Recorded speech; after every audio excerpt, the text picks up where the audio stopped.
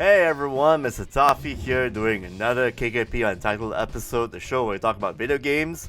Well, figure out the title of our show. Yeah, just thought I'd maybe address the elephant in the room. We haven't had a live show like this not live show, pre-recorded show in about a week or two because I've been pretty swamped and busy. Apologies for the radio silence. But as you can tell from our channel on the website, we've been pretty busy. So we posted a lot of stuff. Go check out our content on YouTube. We got I think a sub-dub video. Did we have that? I'm not sure. I think it was probably for Steel Ball Run, which is a pretty awesome show, by the way. I like Steel Ball Run episode. Well, I guess it's called Stage 1. It covers the first leg of the race from New York, from I guess the West Coast to the East Coast. I believe this is a new JoJo Bizarre Adventure show. It's a totally new, fresh storyline that people can jump into. You don't actually need to know the history of JoJo's Bizarre Adventure to jump into it, but I'm guessing for the later episodes that might help. But for now, just revel in the insanity that is a paraplegic guy named JoJo, well, I think it's Johnny Joestar, who wants to get his powers of his legs back, and he can do that by beating this runner named Gyro Zeppeli, who has the power of using these spinning balls for magical purposes and shit. So there's that supernatural nonsense going on, as you expect from a JoJo's Bizarre Adventure show. But now you can actually get into it fresh without any history and whatnot. Just jump in, enjoy the 1800s, or is it 1900s? 1900s storyline involving a giant ass horse race that's happening from the west to the east. It's got some really awesome scenes, really great action, framing and whatnot. You get to see our major players, not just JoJo and Gyro, but also Diego Brando. We've got Poco Loco, and we've got Sandman. Yes, Sandman, the guy who wants to beat the race just to stick it to the white man. Yes, that is one show you just gotta check out. That and also One Piece Season 2. But you probably don't need to know about One Piece Season 2 because we posted some new content, or recent content, 2 weeks or so back. So where we compared the sub and dub of each release. I mean, the English dub, the original English dub, and the Japanese version, which is really, really awesomely put together. Really, really good stuff. Casting is perfect, voice work, everything, action. They adapted the Drum Island episode and shortened it and made it, I guess, palatable and easy to get into. Really, really awesome stuff. Now, on to some gaming news, I guess. Yeah, there's actually a bunch of stuff that developed during the past few days. Well, of course, the whole Fortnite laying off 1,000 employees thing happened on the Epic Games side. It really, really sucks. A lot of people are criticizing that, even the people who were inside the company and fired. Like, they mostly all blame is actually pointed to the higher-ups who actually just wanted to be in Epic Games just to be in that position where they want to just get money and just run the business without caring about customers. I guess the priority for customers has been lessening ever since more people on the top shelf have been, just keeping their positions while the people who actually make the game, who develop the game, who design the artwork, music, doing these collabs and everything, the groundwork, all have been laid off. The people that are higher up are not the part of the 1,000, unfortunately. That is really, really shitty. And the fact that people are accusing Epic Games for maybe using AI in the future to generate Fortnite content and whatnot, I think there is some truth to that happening, despite the fact that it is maybe conspiracy. But if that happened, if let's say Fortnite announces a new way of making games with AI for Fortnite, don't act so shocked. Tim Sweeney has expressed interest in AI in game development. Many other higher-ups do. That's, again, to just cut off people like that, especially the people who have been working on Fortnite since day one, when it was not a battle royale, mind you, when it was a wave-based defense game, not tower defense, base building, I guess, horde mode game, when it was a PvE horde mode game back in the day. They got laid off. Whereas new people who came in just to be in the business side of things, from the marketing and the higher up side, the money making side of things, executive decisions, they're the ones who stuck around. They should be the ones fired, not the people working on the game, like for real. you kind of need people who have been around a while back. Again, these are the people you lay off at the last resort, not like when the game is still making money. I mean, Tim Sweeney, the CEO, said that, yeah, we're kind of losing money, so we gotta cut people off and everything, and, you know, raise up the prices of the V-Bucks. That's messed up, honestly. And yes, there's actually a Reddit thread from two anonymous ex-Epic Games folks who said that, yes, it is very expensive to maintain Fortnite's economy and servers. It is astronomically expensive. I know this because I know it's very expensive to maintain a game.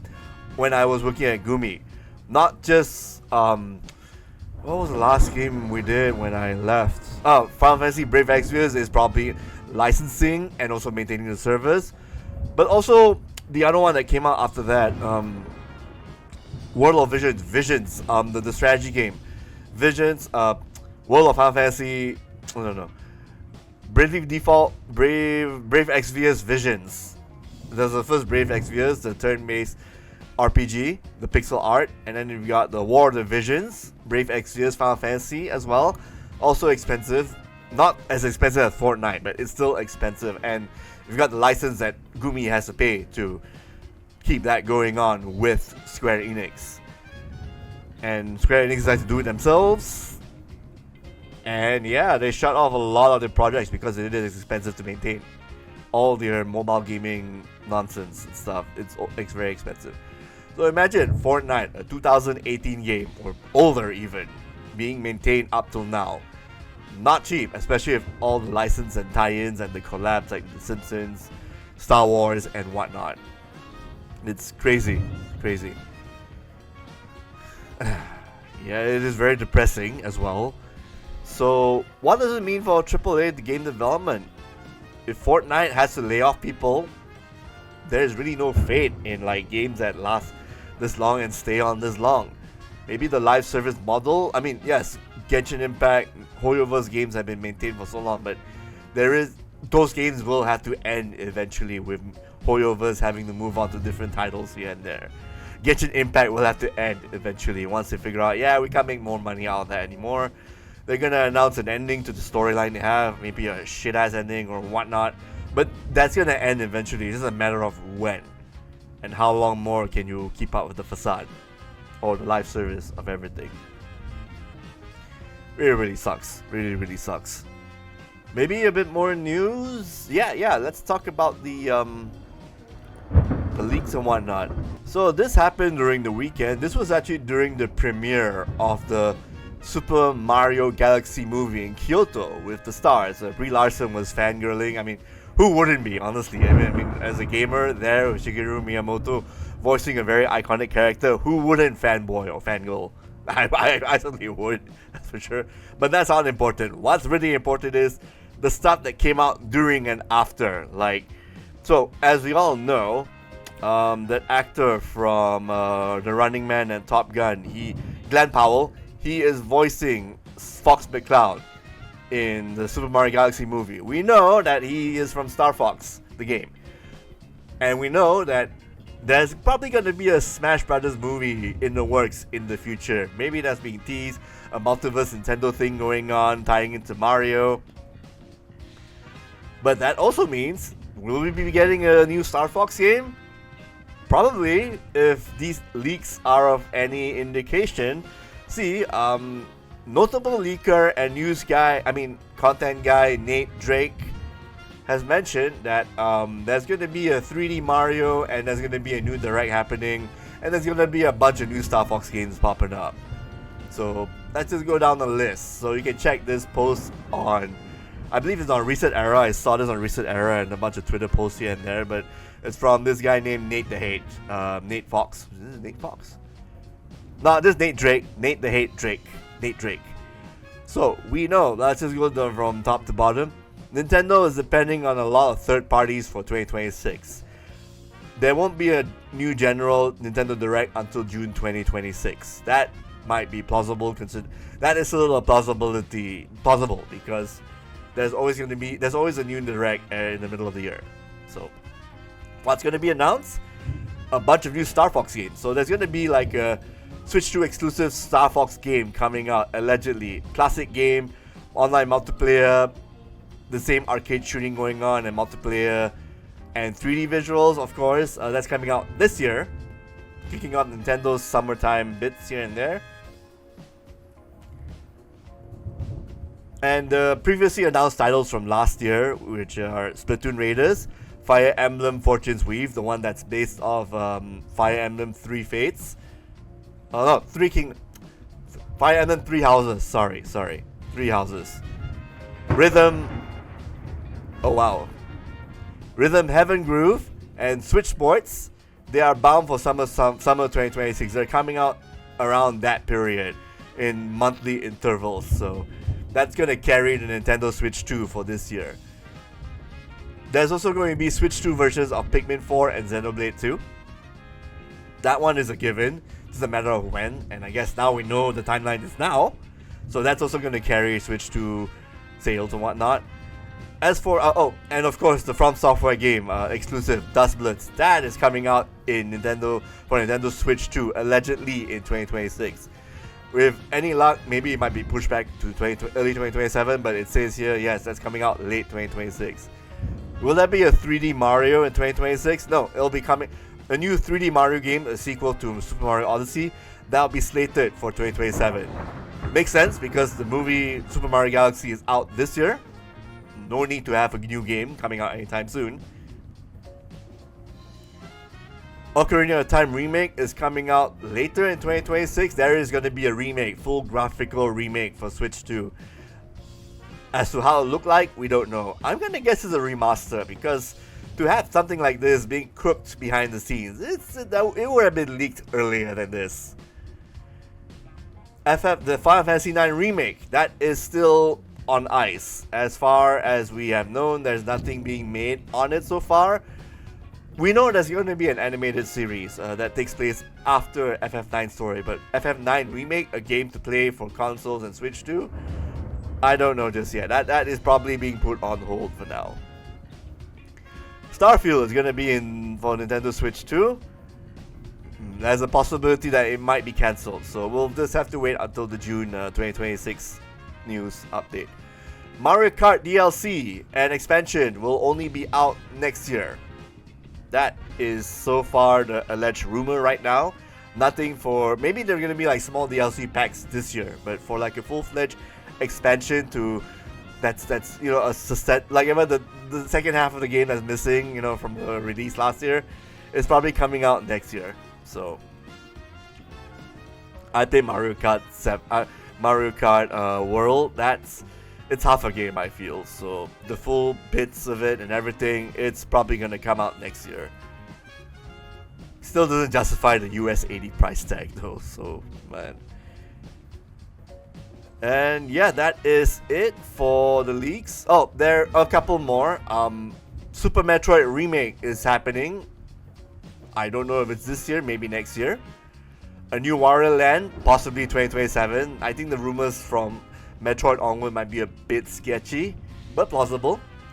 Yeah, like I said, Super Metroid Remake with pixel art. That's coming out, I'm guessing, late this year or next year. A new Wario Land, that's coming out in 2027. They're probably going to announce that probably at the tail end of 2026. There's going to be a new Metroid game developed by Mercury Steam. So after that shit show they did with Blades of Steel, Blades of Fury, that even I don't remember the fucking name. It's just such a unremarkable game, honestly. Nintendo has them by the balls. They're gonna make a good Metroid game because that's all they're good at, and they have Nintendo's oversight and, you know, quality assurance and whatnot. So they're gonna make sure that this upcoming Metroid 2D game is gonna be damn good, and it's coming out in 2027. Definitely 2027, because the stuff I mentioned for 2026, that's gonna be filling up Nintendo's time pipeline for this year. So they need to save all this other stuff for next year. I mean, Fire Emblem, it may not be a big popular game, but it is gonna carry weight. Super Mario Galaxy movie, while not really Switch 2 related, it is still a Nintendo thing. That's going to be the Mario experience for the entire year, with the big Mario experience for next year, which is a 3D game. Again, these are all rumors and allegations and speculations. Although there is a post online saying that Nintendo is furious about these leaks, but again, we don't know. We don't know whether these are true or not. Again, we'll take this with a grain of salt, but if these are true, hey, I'm glad that the games that were announced last year are coming out this year as on par Nintendo. And I'm also glad that all the bigger Mario, Metroid titles are looking good in the pipeline for next year. So it justifies people buying the Nintendo Switch 2s at the very least, despite how expensive it is, and everything. Gaming ain't cheap, and but a good thing RAM prices are coming down, so maybe tariffs and whatnot are going down too. We can only hope, right? I should also mention that for this particular episode, I'm gonna be recording on this SoloCast 2 from HyperX, as you can tell. Yeah, it's really cool. I like it so far. I reviewed it on the website. Go check out the review. Really cool stuff right there. Yeah, I really like the recording quality and the cost. I believe it's about, I think you pay like 200, 300. I forgot what I listed. It was basically around 200, 300 RM. Definitely not 2000, not my RM 2000 setup. But on the USB or something you pick up, and then if you use your regular audio editing tools like Audacity and Adobe Audition, yeah, it works really well. I did try out the app that came with this. I mean, you actually download it through HyperX's website, but it's okay. They do reset the settings, but I think they changed that because it's still, when I tested it out, it's already been out of beta form. It's still a beta, I believe. But generally, I've always been using a lot of my own in-house software and my external software, so I rather use that. But the audio quality that's captured on this mic and when you speak through it, everything is really good. Yeah, really cool stuff. Cancel out sound really well. I kind of wish there was a headphone jack in this, but apart from that, it's really good. It's also meant to actually be used on the cradle. I know I'm holding it right now, but the fact that it's not picking up any external bumps or whatnot, and me holding it just fine here for this really short impromptu piece, I think it works really well. And it's also portable too. I mean, look at the size. I just showed you the size of this thing. It's really nice to carry in your pocket. You can put it in your backpack or your luggage or whatnot. It's definitely much better than carrying a crane and everything.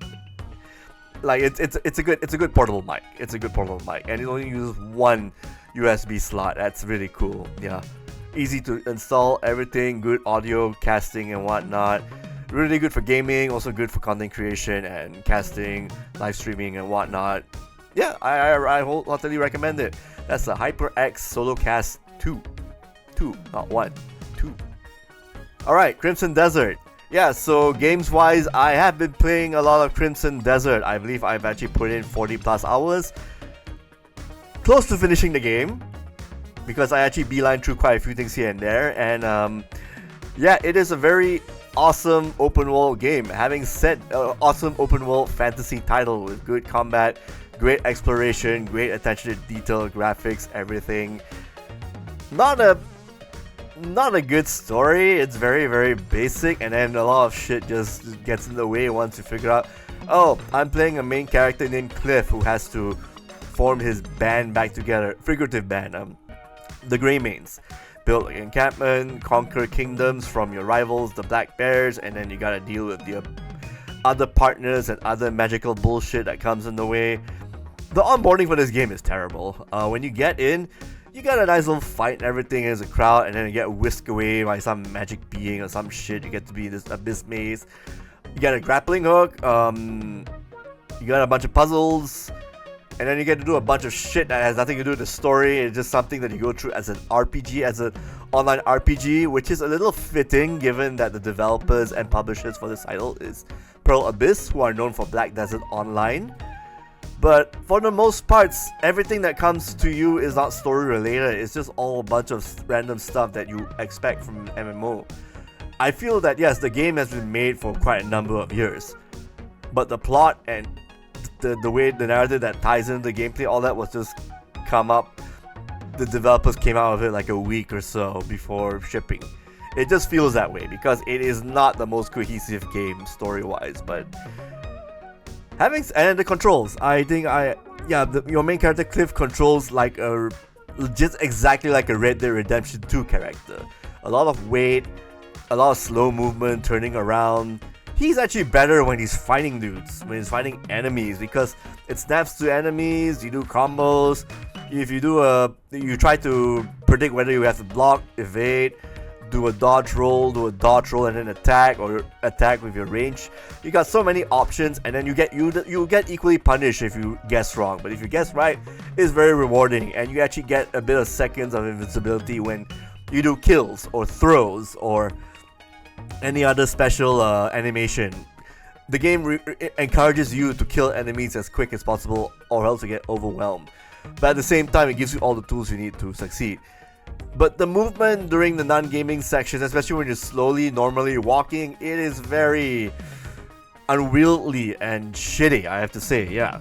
Having said that, as I'm speaking right now, Crimson Desert has been going through like not one, but 2 patches, fixing the movement, legendary mounts, and a bunch of other additions. So at the very least, Pearl Abyss are listening. The company is listening, and that's great news. Because the game is a lot of fun.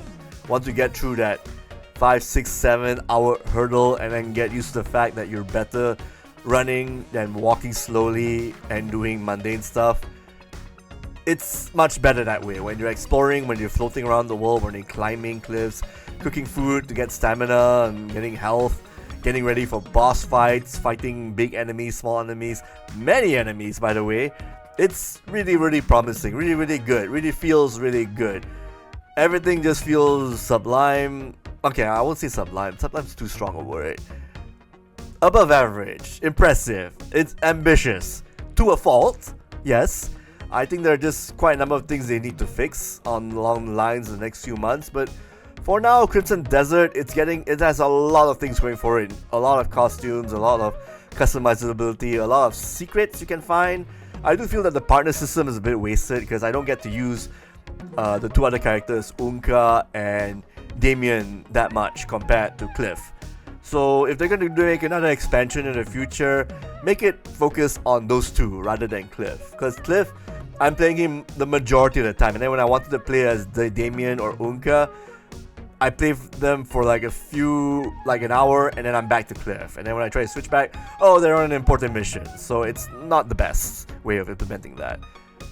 But still, I'm having quite a lot of fun. It's like, people will say it's actually the worst best experience or the best worst experience. Like, there's a lot to do here, but then you're trying to figure out whether the story actually means anything, or just a way for you to get an achievement and whatnot, just progress further. Because once you're done, like the 8 hours, it turns out, yes, with my horse, I can actually explore the entire continent. Not just the starting area, but also Peilun, the snow country. You get like the south area, Witchwood, and a bunch of others, Damas, or the east countries, and then you got the titular northeast Crimson Desert. So you got so many areas to explore, check out, have fun, unlock teleport portals, and just kick ass.